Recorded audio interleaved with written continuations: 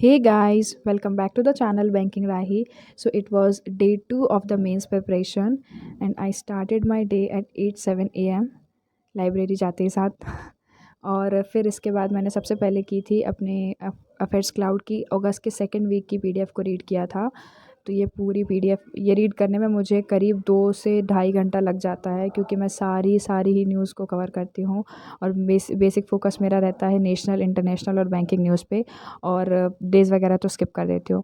फिर मैंने लगाया था ये इंग्लिश का सेक्शनल मॉक लगाया था, तो ये मैंने टेक्स्ट बुक से दिया था। इसमें आई गॉट 12.75 मार्क्स।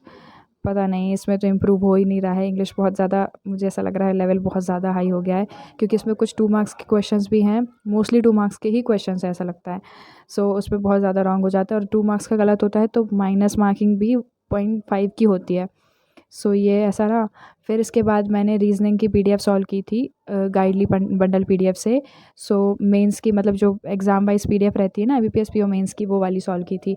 मैंने क्या किया है, अल्टरनेट डेज़ में बांट दिया है रीज़निंग को और क्वांट को। एक दिन रीज़निंग करती हूँ, एक दिन क्वांट करती हूँ, क्योंकि दोनों चीज़ मेंस लेवल की कर पाना मेरे लिए पॉसिबल नहीं था। तो ये मैंने पूरी पीडीएफ सॉल्व करी।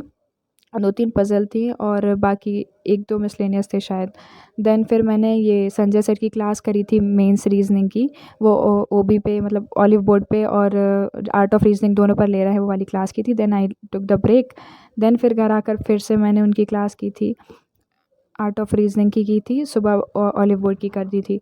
फिर इसके बाद ये सारे जो भी क्वेश्चंस करवाते हैं वो सारे मैंने सॉल्व करे, और फिर इसके बाद ये मेरा डे ख़त्म होता है। ये मेरे आप टारगेट्स देख सकते हैं, ये थे सारे आज के।